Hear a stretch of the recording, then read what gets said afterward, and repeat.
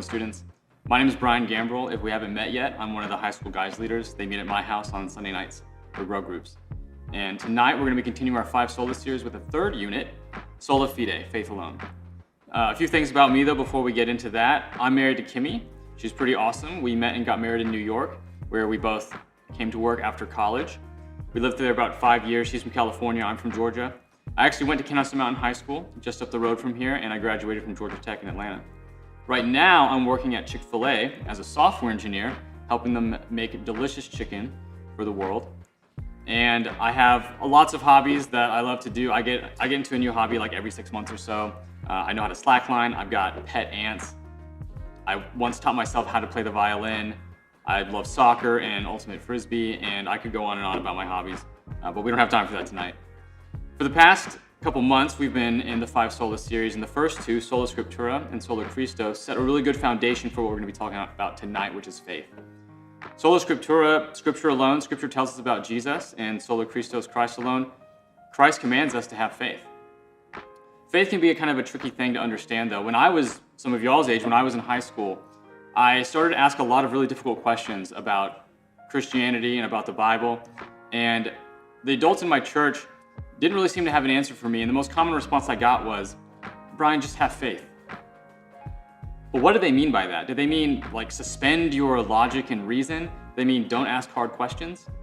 Maybe someone has said this to you, and maybe you were confused by the same things.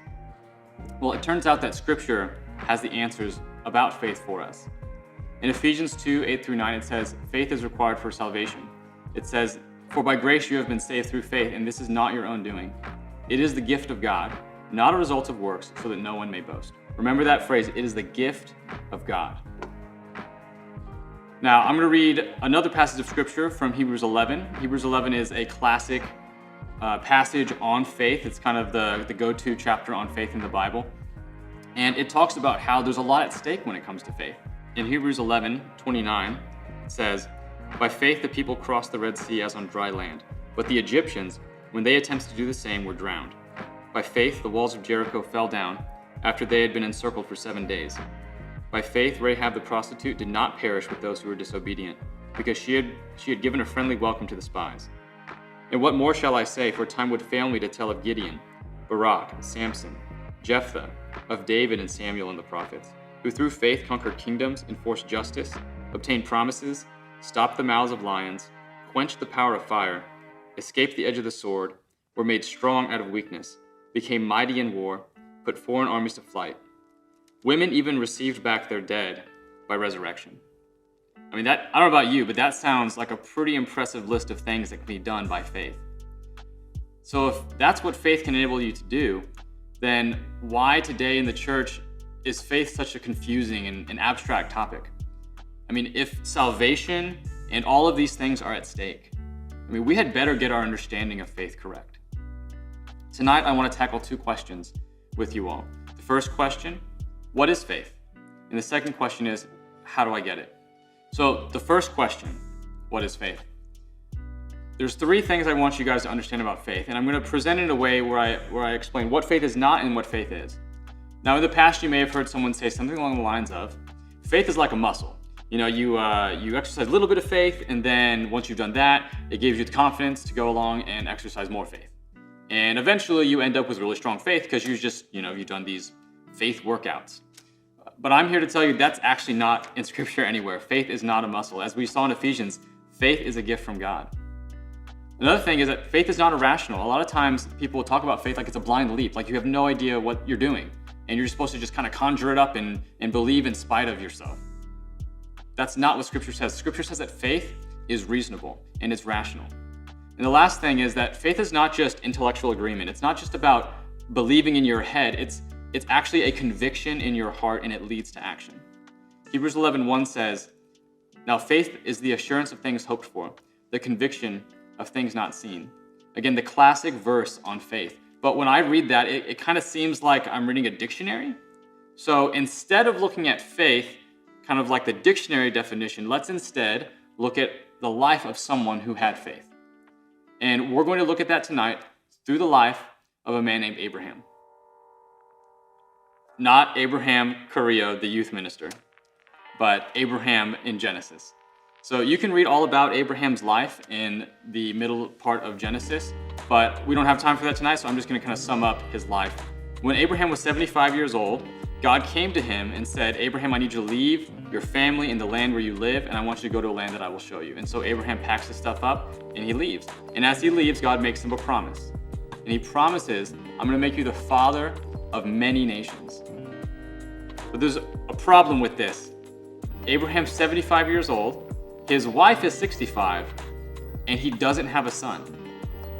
So Abraham sees this promise, which is a pretty good promise, but he really struggles to believe it because of his age. Now, you might think, oh, I'm about to tell you about how amazing Abraham was. Not really. Abraham was not a great guy. So, first of all, he tries to make God's promise of being a father of many nations come about on his own way.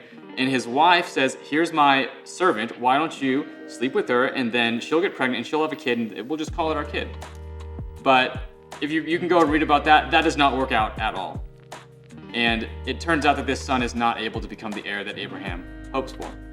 There's 2 times in the story where he goes to kings, and he leaves the land where God told him to go, and he goes and he meets these kings, and he's afraid that these kings are going to take his wife from him.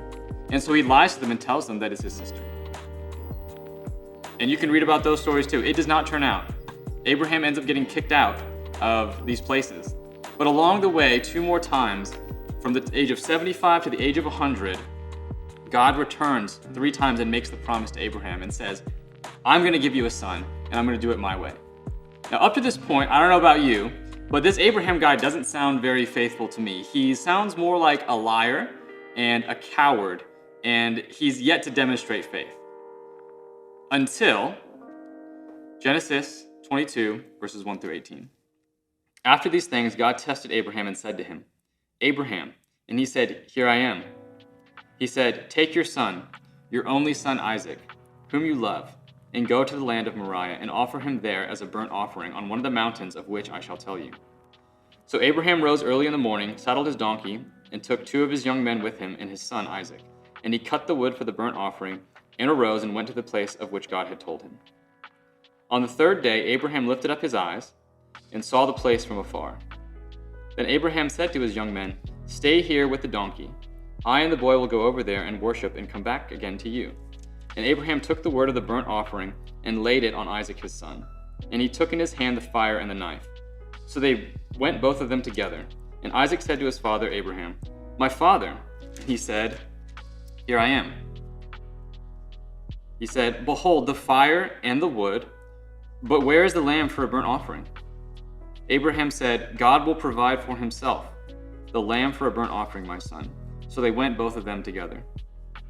When they came to the place of which God had told him, Abraham built the altar there and laid the wood in order and bound Isaac his son and laid him on the altar on top of the wood. Then Abraham reached out his hand and took the knife to slaughter his son. But the angel of the Lord called to him from heaven and said, Abraham, Abraham. And he said, Again, here I am. He said, Do not lay your hand on the boy, and do not do anything to him. For now I know that you fear God, seeing you have not withheld your son, your only son, from me. And Abraham lifted up his eyes and looked, and behold, behind him was a ram caught in a thicket by his horns. Abraham went and took the ram instead of his son, and offered it up as a burnt offering. So Abraham called the name of that place, The Lord will provide. As it is said to this day, On the mount of the Lord it shall be provided. And the angel of the Lord called to Abraham a second time from heaven and said, By myself I have sworn, declares the Lord, because you have done this and have not withheld your son, your only son, I will surely bless you. And I will surely multiply your offspring as the stars of heaven, and as the sand that is on the seashore. And your offspring shall possess the gate of his enemies, and in your offspring shall all the nations of the earth be blessed, because you have obeyed my voice. So Abraham returned to his young men, and they arose and went together to Beersheba. So what can we learn about faith from Abraham's story? The first thing is that faith is not a muscle. It's a gift from God. If you look at Abraham's life, it wasn't a story of incrementally increasing faith until he had the strong faith to obey God and go sacrifice his son. In fact, what we saw was just failure after failure after failure, right? Abraham did not ride his donkey down to the Planet Faith gym and do incrementally harder faith workouts until he was spiritually jacked. There was no faith. There was a track record of no faith from Abraham until God was faithful and did what he had promised. For 25 years, Abraham waited on the promise, and God was patient with Abraham as he tried to accomplish God's will his own way. But once Isaac came along, the miraculous birth of Isaac stood as a living monument to God's power and faithfulness to Abraham. And when we see Abraham obeying in faith and taking Isaac up the mountain, we see a weak man, actually, who learned the hard way that when God is involved, anything is possible. The second thing we want you to see is that faith is not irrational, it's reasonable. Now, to anyone looking at this situation, it seems completely ridiculous. Sacrificing your child? I mean, this child was so precious to Abraham, not only as a proof of God's favor, but also as a guarantee of God's promise to make him an heir and a father of many nations. Why would Abraham surrender this miracle child after all that he had been through? Every time Abraham looked at his son, he was reminded of God's ability to miraculously provide. And he reckoned that God could, if he wanted to, even raise Isaac from the dead. This isn't unreasonable at all. In fact, it's extremely reasonable. God had already done the miraculous in bringing Isaac to Abraham. Why couldn't he do it again? The other thing is that faith is not just intellectual agreement. Abraham didn't just say, oh yeah, I believe you, God, I believe that you're good and all that stuff, but Isaac, I'm not gonna sacrifice him. There was conviction, and that conviction led to costly obedience. And you'll know that you have faith when it leads to action. Faith is costly. God asked Abraham to give up the most important thing in his life, to follow him and obey him. And I don't know what is the most important thing in your life, but I do know that God is going to ask you to give it up, to place your trust and hope in him rather than anything else. And he won't settle for anything less. Earlier in Hebrews 11, I read about some amazing things that people did by faith. But what I didn't read was what comes immediately after that in Hebrews 11:35 through 38. Some were tortured, refusing to accept release, so that they might rise again to a better life. Others suffered mocking and flogging and even chains and imprisonment. They were stoned, they were sawn in two, they were killed with a sword.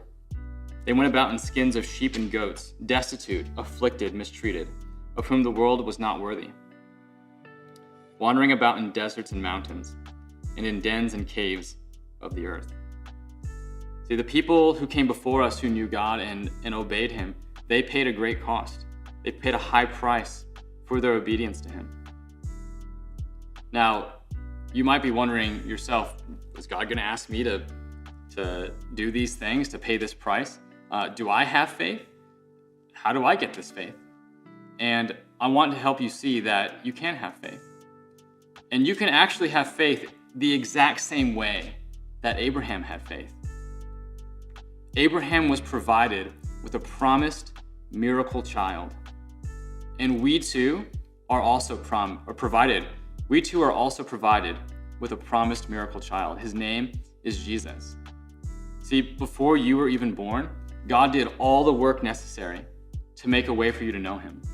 And when this promised miracle child was led to a hilltop in Jerusalem by his father and was placed on an altar made of wood called the cross, there was no angel to stop the knife. The full weight of God's judgment and wrath for our sin fell onto this child. And just like Isaac, our lives are spared by God's provision. If you understand that God has provided a way for you to know him through Jesus, then faith is not something you have to conjure up. You can receive faith as a gift from God, a faith rooted in what Jesus has already done. If you've reasoned out what God demands, have you gone beyond just intellectual agreement? I agree with the Bible, I agree that Jesus is who he says he is? Or have you acted in obedience? Do you believe that Jesus died and was raised again just in your mind, or do you actually live like it's true? If all of these are true, then you'll probably find yourself taking a path in life that to everyone around you makes no sense. Noah did it when he built the ark. Jesus did it when he, in obedience, went to the cross. Abraham did it when he went to sacrifice Isaac. And throughout Scripture, you can find story after story after story of people doing things that made no sense to the people looking around them.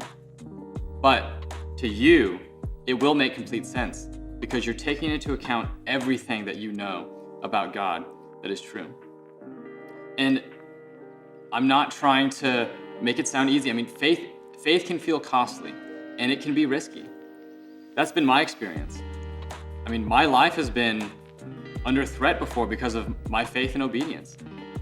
But it's not costly or risky just because I'm closing my eyes and I'm just casting all doubt to the wind and I'm just conjuring up faith. It's costly and risky because it comes with a clear view of what God demands and of what it'll cost us. If God demanded Abraham to let go of the thing that mattered to him most, his son Isaac, why would God demand any less of you or of me? I mean, whether it's fame or wealth or popularity or even your own life, God will ask you to lay it down and follow him in faith. When you understand faith the way that we've heard it explained tonight, you'll understand that faith is not something we use once and we just get saved so we can, tell everyone we're a Christian and, everyone will accept us and no one will ask us questions, and then we just discard it. That would be like landing a job, never showing up to work, telling everyone you're employed, and expecting to receive a paycheck. That's ridiculous. Faith is not just a use once, get saved, throw it away thing. It's something that you exercise throughout all of life. It's the foundation for a relationship with God.